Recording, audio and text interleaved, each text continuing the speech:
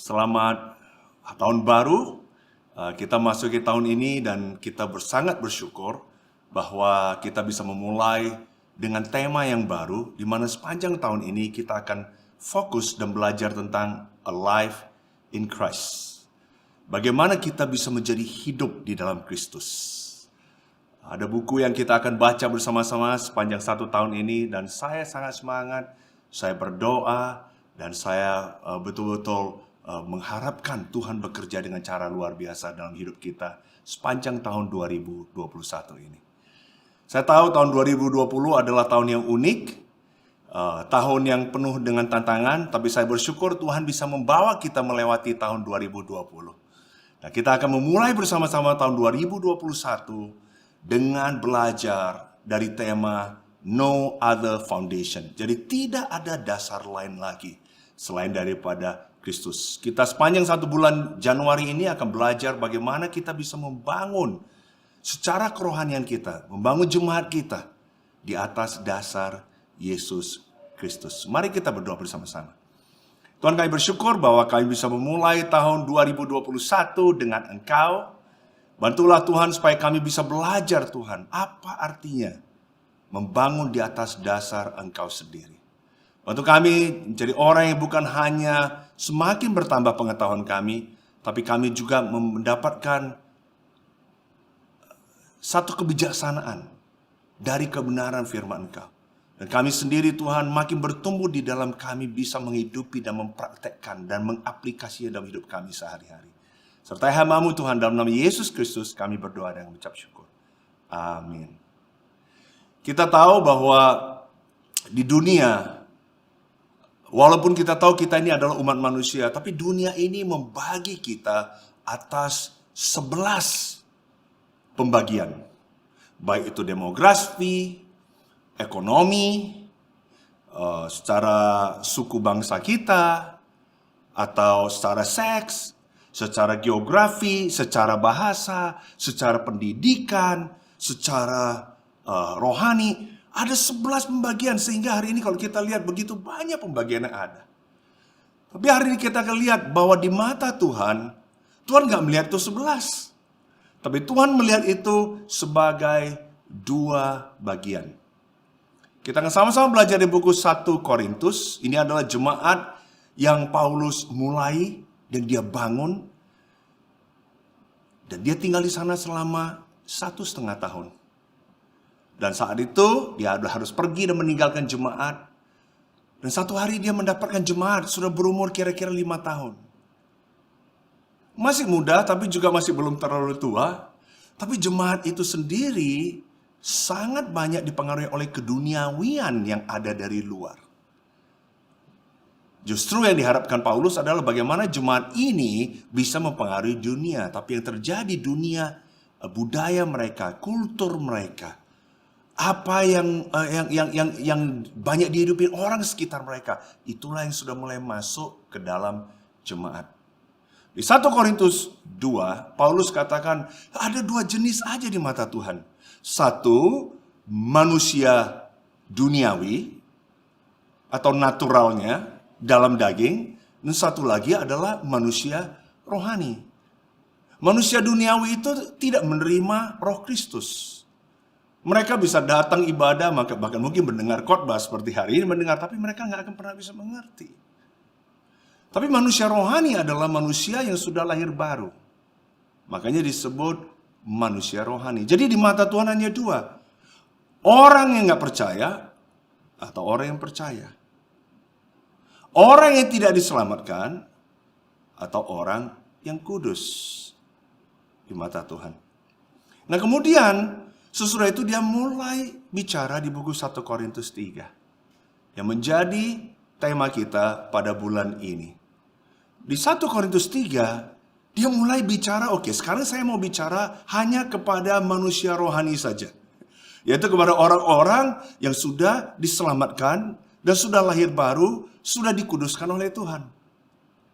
Dan dia bilang, itu pun di antara ini ada 2 kategori juga. Sama-sama manusia rohani. Sudah lahir baru. Roh Kudus sudah tinggal di dalam dia. Tetapi bedanya, Satu ini yang stagnan, tidak bertumbuh. Yang satu lagi yang senantiasa bertumbuh. Nah, inilah yang akan kita bahas bersama-sama hari ini. Kita baca di 1 Korintus 3 ayat yang pertama. Dan aku, saudara-saudara, pada waktu itu tidak dapat berbicara dengan kamu seperti dengan manusia rohani, tetapi hanya dengan manusia duniawi yang belum dewasa dalam Kristus. Susulah yang kuberikan kepadamu, bukanlah makanan keras, sebab kamu belum dapat menerimanya. Paulus ingat saat ketika dia baru memulai jemaat, dan orang-orang di Korintus mulai menjadi murid dia, dan mereka masih bayi Kristen. Karena itu dia belum bisa kasih makanan keras, karena sifat, nature daripada bayi adalah minum susu, belum punya gigi mereka. Gak mungkin mereka bisa ngunyah sendiri. Jadi Paulus tahu mereka masih bayi, makanya dia kasih susu. Kasih cerita-cerita tentang Yesus. Kasih cerita tentang prinsip-prinsip bagaimana menjadi pengikut Yesus, menjadi Kristen. Asas-asas dasar saja. Dan itu yang dia berikan. Karena dia bilang saat itu kamu belum bisa menerima, belum ada gigi. Dan itu normal. Tapi sesudah itu dia mulai bicara. Dan sekarang pun kamu belum dapat menerimanya. Karena kamu masih manusia duniawi. Nah, ini yang jadi masalah. Ini sudah 5 tahun berlalu, kok kamu masih minum susu? Jadi istilahnya sekarang dia bicara, kalau kamu hanya baby Christian, saya bisa ngerti kamu minum susu. Tapi sekarang kamu harusnya sudah berdewasa. Saya mau tanya kepada kita semua di sini. Kalau kita menemukan anak kita sudah umur 10 tahun, umur 15 tahun, masih minum susu dan belum mau ngunyah sendiri. Kita anggap itu normal atau enggak? Enggak. Dan inilah yang Paulus katakan, ini kamu sebenarnya sudah manusia rohani. Kamu punya Roh Kudus, kamu bisa dipimpin Roh Kudus. Kamu harusnya memiliki buah Roh Kudus. Tapi kamu bersikap sepertinya kamu itu masih duniawi. Padahal kamu bukan lagi manusia duniawi, kamu sudah manusia rohani. Dan dia mulai kasih tahu beberapa karakteristik daripada orang-orang seperti itu, di mana orang itu tidak bertumbuh, orang itu tidak dewasa, masih immature. Dia katakan, sebab begini, jika di antara kamu ada iri hati dan perselisihan, bukankah hal itu menunjukkan bahwa kamu manusia duniawi dan bahwa kamu hidup secara manusiawi? Ini 2 tanda pertama. Iri hati dan perselisihan. Iri hati artinya begini. Lihat orang lain senang, kitanya nggak senang. Lihat orang lain lagi menderita, nggak senang, justru kita senang. Karena fokus kita adalah diri kita sendiri. Kita lihat orang lain di-encourage, dipuji, kita nggak suka. Itu adalah ciri-ciri daripada orang-orang yang tidak dewasa. Orang yang dewasa kebalikan. Kalau ada orang lain yang bertumbuh, ada orang lain berhasil, ada orang menjadi lebih baik, dia bersyukur, dia turut bergembira. Bukan sebaliknya, karena fokus dia adalah orang lain, bukan lagi hanya kepada dirinya sendiri. Ini yang kita sering lihat. Apalagi, kamu bisa lihat tanda waktu anak kecil. Saya masih ingat waktu anak saya masih kecil sekali. Itu begitu dia lihat ada saudaranya mendapatkan atau anak lain mendapatkan kue yang lebih gede, dia langsung, kenapa saya nggak bisa dapat gede? It's not fair. Lihat orang bisa dapat mainan itu, kenapa saya nggak boleh? It's not fair. Gampang untuk bisa iri hati. Kenapa kalau dia boleh diperbolehkan untuk main, kok saya enggak? It's not fair. Hari ini ada nggak tanda-tanda karakteristik seperti itu yang ada pada kita? Kok dia boleh, kok saya enggak? Yang lain lagi adalah perselisihan. Kita lihat biasanya kalau masih kecil, anak masih kecil, mereka nggak berantem.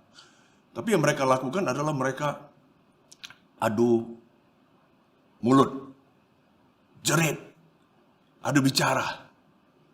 Itu yang mereka lakukan. Kenapa mereka lakukan itu? Karena ada sesuatu yang mereka tidak suka, tidak sesuai pengharapan ekspektasi mereka. Karena itu mereka mulai bertengkar. Nah, itu adalah ciri-ciri orang yang tidak mature. Sehingga pertengkaran itu membawa kepada perpisahan atau ada divisi. Paulus katakan gini, karena jika ada yang seorang berkata, aku dari golongan Paulus, dan yang lain berkata, aku dari golongan Apolos, bukankah hal itu menunjukkan bahwa kamu manusia duniawi yang bukan rohani? Mereka bertengkar, kemudian mereka mulai bertengkar hal-hal yang gak penting-penting gitu. Ada perbedaan, mereka kemudian bertengkar, suka berargumentasi. Beda antara kita bertanya dengan kita mempertanyakan. Sangat bagus, saya senang anak kecil yang suka bertanya, oke, tapi kalau mempertanyakan untuk argumentasi, untuk supaya egonya yang terpenuhi, itu masih tanda-tanda orang tidak mature, masih kayak anak kecil. Dan problemnya lagi, mereka sudah mulai ada klik. Dia mulai mendapatkan orang-orang yang bisa sekongkol dengan dia atau membela dia. Bahkan mereka mulai lihat, oh ini beda itu, saya cenderung maunya ikut ini. Dan mereka hanya tertarik mendengarkan, oke, siapa yang ngajar, siapa yang mimpin grup ini, siapa yang ini. Sangat melihat kepada hal-hal itu. Itu adalah tanda-tanda orang yang masih belum dewasa. Apakah tanda-tanda itu ada di Anda? Ada atau tidak? Kita harus bisa tahu persis tanda-tanda ini. Karena kalau enggak, kita sendiri enggak bisa aware, akhirnya susah untuk kita sendiri bisa bertumbuh. Sekarang saya mau bicarakan, bagaimana kalau gitu? Kita sudah tahu tanda-tanda enggak dewasa. Sekarang kita juga mau tahu tanda-tanda dewasa itu apa dan bagaimana kita bisa berdewasa. Supaya manusia rohani kita ini bisa bertumbuh. Kita ini sudah manusia rohani. Kalau kamu adalah murid Yesus, kamu Kristen, kamu ini by nature sudah manusia rohani. Tapi harus ada hal yang Tuhan lakukan, ada hal yang bagian kamu harus lakukan supaya kamu bisa bertumbuh. Nah, ini yang saya mau kita fokus supaya kita bisa belajar bagaimana kita bisa bertumbuh secara rohani. Sangat menarik, Paulus memakai 3 metafor atau analogi untuk bisa menggambarkan ini. Yang pertama dia gunakan family, keluarga. Bagaimana secara keluarga, ya kita dalam keluarga kita membesarkan anak kita, bayi kita menjadi dewasa. Kita kasih susu, tapi kemudian harus kasih makanan yang keras. Kemudian metafora kedua, dia ada bicara tentang ladang. Kita sudah tahu ya, dari Injil, berapa sering Yesus mengambil perumpamaan tentang benih yang dia tabur di ladang. Dan Paulus mengambil dari sana dan menceritakan kepada orang supaya kita mengerti bagaimana supaya kita bisa berdewasa. Lihat, belajar dari bagaimana tanaman itu bisa bertumbuh di ladang. Dan yang ketiga adalah dia bicara dari sisi bangunan. Bagaimana bangunan itu sangat penting mempunyai pondasi yang benar. Seberapa tinggi dan seberapa luas kita bisa membangun, seberapa nanti bisa efektif atau tidak, sangat bergantung kepada pondasinya. Nah, kita sama-sama akan lihat kepada 3 hal metafor ini. Nah, kita akan belajar prinsip-prinsip supaya kita bisa bertumbuh di dalam manusia rohani kita. Di 1 Korintus 3 ayat 5, Paulus katakan, jadi apakah Apolos? Apakah Paulus? Kenapa dia mulai bicara apakah? Kenapa dia nggak tanya siapakah Apolos? Siapakah Paulus? Karena dia lihat orang ini sudah melihat Apolos dan Paulus bukan lagi sebagai seorang pribadi. Tapi mereka melihat mereka hanya sebagai status. Wah, gua ini sama Paulus ini. Wah, gua ini sama Apolos ini. Jadi karena mereka secara budaya, mereka secara kultur, orang-orang di Korintus ini sangat-sangat mengidolakan, meninggikan yang namanya status. Kalau dia pintar bicara, kalau orangnya kaya, kalau orangnya punya pengetahuan luar biasa. Waduh itu. Jadi ini yang menjadi fokus mereka. Bukan lagi orangnya, tapi status. Dan inilah yang Paulus mau hancurkan. Dia bilang, kalau selama kamu lihat itu hanya menjadi status. Bahkan kalau kamu jadikan murid Yesus hanya sebagai status. Oh, saya ini adalah anak Allah hanya sebagai status. Kamu akan bermasalah. Jadi dia bilang jangan lihat itu. Ini adalah 6 hal yang saya akan sebut growth. Dan ini adalah 6 hal yang kita bisa belajar sama-sama bagaimana supaya kita bisa bertumbuh. Dia katakan, karena kami adalah kawan sekerja Allah, kamu adalah ladang Allah, bangunan Allah. Saya mau mulai dari bangunan Allah, kemudian saya akan bicara tentang ladang Allah. Di ayat 10-nya, dia bilang di sini, sesuai dengan kasih karunia Allah yang dianugerahkan kepadaku, aku sebagai seorang ahli bangunan yang cakap telah meletakkan dasar dan orang lain membangun terus di atasnya. Tetapi tiap-tiap orang harus memperhatikan bagaimana ia harus membangun di atasnya. Karena tidak ada seorang pun yang dapat meletakkan dasar lain daripada dasar yang telah diletakkan, yaitu Yesus Kristus. Dia bilang pondasinya sangat penting. Dan poin saya yang pertama supaya kita bisa bertumbuh adalah kita perlu grounded. Berakar. Berakar daripada siapa? Berakar pada Yesus. Yesus harusnya menjadi akar dan pondasi kita. Nggak bisa yang lain lagi.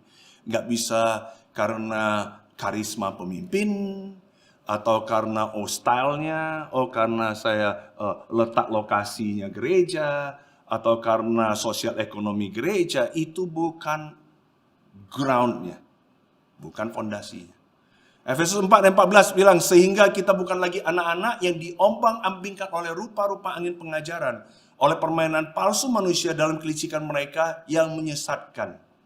Kenapa Paulus di buku Efesus katakan tentang itu? Kenapa dia katakan lagi bukan lagi anak-anak? Karena anak-anak ciri-ciri yang tidak dewasa itu gampang untuk diombang-ambingkan. Kenapa? Karena mereka tidak grounded, tidak berakar. Hari ini saya tahu ya, masa COVID banyak sekali orang kemudian inilah, karena sekarang ada waktu di rumah, ada melalui YouTube atau apa. Saya mau kita tahu, bagi kita yang sudah lebih berdewasa sebagai Kristen, penting untuk kita memastikan saudara-saudari kita yang masih muda dalam Kristus untuk berakar di dalam ajaran yang sehat. Karena banyak sekali orang cuma mau, dan tanpa disadari mereka nggak bisa bedakan ini ajaran sehat atau enggak. Dan mereka hanya ambil begitu saja. Dan ini yang Paulus katakan, hati-hati kalau enggak mereka bisa diombang-ambingkan berupa-rupa pengajaran. Bahaya sekali. Dan ini tugas kita bagian dewasa untuk membimbing, memastikan adik-adik kita bisa bertumbuh secara rohani. Makanya kita kelas pelajaran lanjutan. Kita harus pastikan bahwa orang terus bertumbuh supaya betul-betul terus dibimbing, supaya betul-betul kita bisa grounded. Dan hal yang kedua adalah relationship. Grounded itu bukan cuma soal pengetahuan Alkitabnya. Bukan hanya cuma tahu, oke, ini adalah doktrinnya. Tetapi bagaimana ini bisa dihidupi. Di 1 Korintus 3:16 katakan, tidak tahukah kamu bahwa kamu adalah bait Allah dan bahwa roh Allah diam di dalam kamu. Dulu di perjanjian lama orang pikir, waduh mereka buat tenda, tabernakel itu, kemudian mereka buat bait Allah. Karena mereka perlu secara fisik, karena mereka tahu, oh kalau di sana berarti Tuhan ada di sana. Padahal Tuhan nggak butuh tempat itu, mereka yang mau buat. Mereka merasa kalau mereka datang ke bait Allah, itu Tuhan berada. Tapi kita hidup dalam perjanjian baru, luar biasa. Kita sendiri sekarang menjadi bait Allah Tuhan. Kita bukan bangunan mati, ini bangunan yang hidup. Dan Tuhan sendiri mau punya personal relationship dengan kita. Bahkan hanya dengan kita, dia bahkan mau kita punya hubungan satu sama lain dengan baik. Dia bilang jika ada orang yang membinasakan bait Allah, maka Allah akan membinasakan dia. Sebab bait Allah adalah kudus dan bait Allah itu ialah kamu. Tuhan bilang bait Allah ini bukan tempat, it is you. Ini relationship. Makanya kita di sini jangan kita gosipkan, jangan kemudian kita di sini menjelekkan atau kita menghancurkan spirit saudara-saudari kita. Mengapa? Karena itu adalah bait Allah. Kenapa kita di sini harus bisa mengampuni secepatnya? Kenapa kita di sini harus tidak iri hati? Kenapa kita di sini tidak boleh dendam? Dan kenapa kita di sini harus kasih kata-kata yang membangun bukan yang menghancurkan? Karena kalau kita lakukan itu, kita menghancurkan siapa? Tuhan sendiri. Ini adalah bait Allah dan Tuhan bilang barang siapa lakukan itu, saya sendiri pun mau membinasakan mereka. Mari kita di sini melihat saudara-saudara kita, lihat jemaat sebagai orang-orang yang berarti bagi Tuhan, orang kudus. Jangan kita di sini jelekkan, hancurkan, gosipkan. 1 Korintus 2 ayat 1. Dia bilang ini relationship penting ya. Pondasinya betul Yesus, tapi relationship dengan Yesus penting. Dia bilang di 1 Korintus 2 ayat 1 dan 2. Demikian pula ketika aku datang kepadamu saudara-saudara, aku tidak datang dengan kata-kata yang indah atau dengan hikmat untuk menyampaikan kesaksian Allah kepada kamu. Sebab aku telah memutuskan untuk tidak mengetahui apa-apa di antara kamu selain Yesus Kristus, yaitu Dia yang disalibkan. Ini bukan tentang informasi tentang Yesus. Ini adalah tentang relationship dengan Yesus. Efesus 4 ayat 15. Tetapi dengan teguh berpegang kepada kebenaran. Kenapa kita harus teguh berpegang dan bagaimana caranya? Dia bilang di dalam kasih kita bertumbuh di dalam segala hal ke arah Dia. Kristus yang adalah kepala. Dia adalah kepala. Dan justru dari kepalanya, dari dianya. Kalau kita grounded di dia bilang daripada nyala seluruh tubuh yang rapi tersusun dan diikat menjadi satu oleh pelayanan semua bagiannya. Sesuai dengan kadar pekerjaan tiap-tiap anggota. Menerima pertumbuhannya dan membangun dirinya dalam kasih. Kita bisa lihat kasih itu sangat penting. Kamu harus grounded. Tapi harus dibungkus dengan kasih di dalam relationship itu. Yang ketiga, obstacles. Tantangan. Ujian. Itu penting. Dia katakan bagaimana orang membangun. Dia bilang entahlah orang membangun di atas dasar ini. Udah jelas dasarnya Yesus, oke. Kalau kamu mulai dengan itu, amin itu bagus. Tapi bagaimana dan apa yang kamu bangun di atasnya, ini juga menentukan, dia bilang. Karena ada yang membangun dengan emas, perak, batu permata, ada yang dengan kayu, rumput kering, atau jerami. Sekali kelak pekerjaan masing-masing orang akan nampak. Jadi bukan sekarang ini. Nanti satu hari akan kelihatan pekerjaannya apa. Karena hari Tuhan akan menyatakannya. So, ia akan nampak dengan api dan bagaimana pekerjaan masing-masing orang akan diuji oleh api itu. Jika pekerjaan yang dibangun seorang tahan uji, ia akan mendapat ubah. Jika pekerjaannya terbakar, ia akan menderita kerugian, tetapi ia sendiri akan diselamatkan. Tetapi seperti dari dalam api. Dasarnya adalah Kristus. Sekarang kamu dan saya adalah murid, kita akan bangun di atasnya. Tapi apa yang kita pakai? Bahan apa kita pakai untuk bangun? Materialnya apa? Materialnya harus benar. Karena dia bilang kalau kita pakai emas, perak, batu permata, itu akan tahan dan permanen. Itu sangat berharga. Itu susah untuk dapatkan emas itu kamu harus, harus digging ya. Harus betul-betul cari ke dalam, menggali. Susah didapat. Tapi ini indah. Tapi kalau kamu bangun dengan kayu, rumput, kering, atau jerami, itu hanya sementara. Nggak bertahan dia. Dan itu murah. Gampang juga diperoleh. Kamu bisa pergi kemana, kamu bisa dapat ini udah. Tapi itu tidak indah, itu hanya biasa saja. Hari ini, kamu mungkin berdoa. Ada di antara kita di sini mungkin sibuk dengan buat ini, buat itu, buat itu. Nggak, kita katakan itu pelayanan. Dan kita anggap itu baik semuanya. Tapi di mata Tuhan pada akhirnya hanya yang berarti bagi Tuhanlah yang bertahan. Yang tidak berarti akan terbakar. Jadi bayangkan, saya mau tanya kita di sini, selama kamu menjadi murid Yesus, kamu datang gereja, kamu pelayanan, mungkin ada di antara kita di sini melihat ini ada hal yang lebih penting, hal itu lebih penting, dan kita atas nama pelayanan. Saya mau katakan, ada hal yang kita bangun, ada hal yang kita lakukan yang satu hari itu akan dibakar. Dan bayangkan berapa jam, berapa bulan dari hal-hal itu yang terbuang begitu saja. Karena bagi Tuhan bukan itu yang saya inginkan.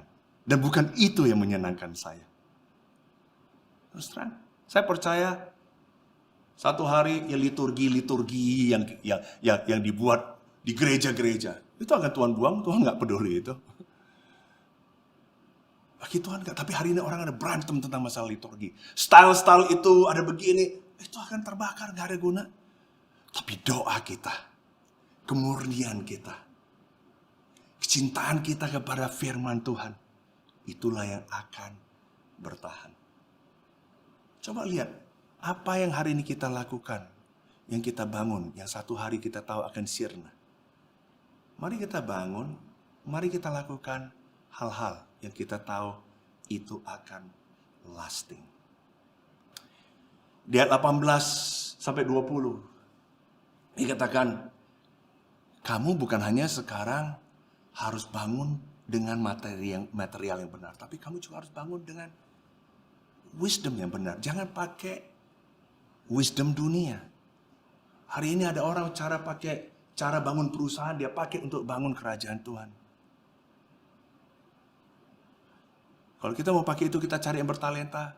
Kita cari yang namanya kelihatannya hebat, impresif, yang punya power, yang itu kita akan cari. Tapi kita lihat bagaimana Yesus membangun kerajaan dia. Dia cari orang-orang yang gak terpandang di dunia. Dia bangun mereka atas dasar kerohanian, kerendahan hati. Bukan atas dasar power, kuasa, talenta yang hebat. Enggak. Jadi ingat, bukan hanya material saja harus benar, wisdomnya pun harus benar. Dan dia tutup di ayat 21, katakan motivasinya pun harus benar. Dia bilang, karena itu jagalah ada orang yang memegang dirinya atas manusia. Sebab segala sesuatu adalah milikmu. Baik Paulus, Apolos maupun Kefas. Baik dunia hidup maupun mati. Baik waktu sekarang maupun waktu yang akan datang. Semuanya kamu punya. Tapi kamu adalah milik Kristus. Dan Kristus adalah milik Allah. Dia bilang kamu ini sebenarnya udah kaya. Kamu udah milik semuanya. Dan semua yang kamu miliki itu dari Kristus. Dan semua milik Kristus adalah punya kamu. Harusnya itu bisa membuat kita secure. Membuat kita mempunyai motivasi yang benar juga. Ujian akan datang. Tantangan akan datang untuk bisa menguji. Kamu bangun atas apa? Material apa kamu gunakan? Wisdom apa kamu gunakan? Dan motivasi apa? Yang jelek akan terbakar nanti. Berikutnya adalah Word of God, firman Tuhan. Kita tahu ya bahwa benih itulah yang memberikan kehidupan. Yang memberikan kehidupan itu dan memberikan pertumbuhan itu adalah Tuhan. Bukan yang nanam. Yang nanam nggak bisa kasih pertumbuhan pada benih atau firman itu sendiri. Yang nyiram nggak bisa memberikan kehidupan. Hanya Tuhan sendiri yang bisa memberikan pertumbuhan. Beda ya tanaman yang asli dengan tanaman yang palsu. Tanaman yang asli itu kita lihat itu bertumbuh. Kalau tanaman yang palsu ya kelihatan cantik. Tapi tidak hidup. Mau tunggu sampai 10 tahun juga nggak bertumbuh juga.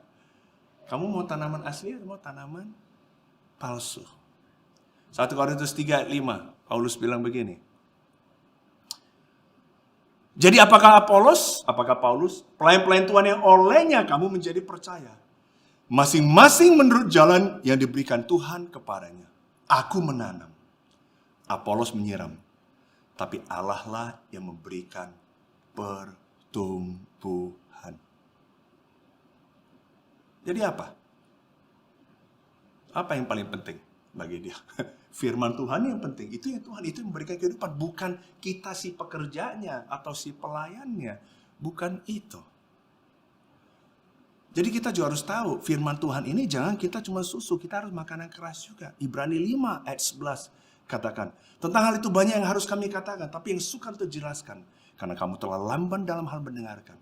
Sebab sekalipun kamu ditinjau dari sudut waktu sudah seharusnya menjadi pengajar, kamu masih perlu lagi diajarkan azas-azas pokok dari pernyataan Allah.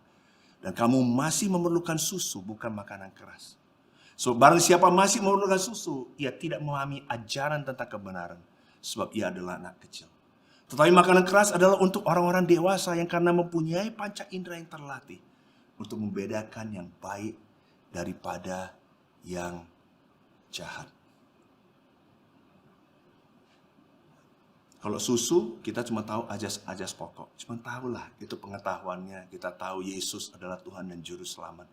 Tapi dibilang kalau kamu makan makanan keras, berarti kamu bisa bawa itu, firman itu, yang kamu sudah mengerti, dan kamu bisa hidup dalam hidup kamu, sehingga kamu bisa ambil keputusan, ini baik atau benar. Ciri-ciri orang yang berdewasa adalah orang yang dalam menghidupi dan dalam menghadapi hidup dia sehari-hari, tantangan baik di dalam kerjaan, baik dalam hubungan dia dalam keluarga, pernikahan dengan anak, dengan orang tua, ataupun di dalam hal kemurnian dia, pergumulan dia, setiap kali senantiasa dia akan bilang, apakah yang firman Tuhan katakan? Dan bagaimana saya dalam situasi ini saya bisa aplikasikan dalam hidup saya. Itu adalah ciri-ciri orang yang dewasa. Orang yang tidak berdewasa akan senantiasa bertanya terus. Dan saya nggak ada bilang salah untuk bertanya. Tapi akan bertanya. Karena mereka sendiri tidak mau makan makanan keras. Yang bisa melatih mereka untuk bisa tahu mana yang benar, mana yang salah. Saya berharap kita bisa bertumbuh untuk semakin menjadi dewasa. Kemudian yang berikut adalah teamwork. Paulus bilang, aku menanam, dia menyiram. Ini teamwork yang memberikan pertumbuhan Tuhan. Jadi bukan kita yang penting. Di ayat 7 dia bilang, karena itu yang penting bukanlah yang menanam atau yang menyiram. Melainkan Allah yang memberi pertumbuhan. Ini soal teamwork. Bukan kita yang penting. Yang penting adalah Tuhan yang memberikan pertumbuhan. Dan terakhir dia katakan, baik yang menanam maupun yang menyiram adalah sama. Kita ini sama. Mari kita punya humility. Mari kita di sini humble. Jangan sok penting, jangan sok ambil kredit. Kita ini sama, kita cuma diminta Tuhan untuk lakukan bagian kita, pekerjaan kita sesuai dengan karunia Dia sudah berikan. Dan ini adalah 6 hal yang bisa membantu kita untuk bisa bertumbuh di dalam manusia rohani kita. Growth. Yang pertama adalah grounded. Kedua adalah relationship. Yang ketiga adalah obstacles. Yang akan menguji apa, atas bahan apa, motivasi kita, maupun wisdom apa kita pakai. Dari keempat adalah word of God. Itu sangat penting. Mari kita di sini bertumbuh bukan hanya susu, tapi mulai makanan keras. Dan kita perlu teamwork. Dan pada akhirnya kita semua sama. Karena itu kita butuh humility. Saya berharap kita pada tahun ini sama-sama bisa bertumbuh. Dan kita bertumbuh atas dasar Kristus itu sendiri. Semoga ini memberkati kita semua. Mari kita berdoa. Tuhan terima kasih. Karena Yesus mati di kayu salib membangun jemaat yang menjadi dasar bagi kami semua. Biarlah Tuhan tahun ini kami semua di sini dengan karunia yang Engkau sudah berikan, berkat yang Engkau sudah berikan. Biarlah Tuhan kami semua di sini bisa memiliki pertumbuhan dalam manusia baru kami. Bantu kami untuk menanggalkan manusia duniawi kami. Dan mari kami bertumbuh terus supaya semakin hari semakin seperti Kristus. Dalam nama Yesus Kristus kami berdoa dan mengucap syukur. Amin.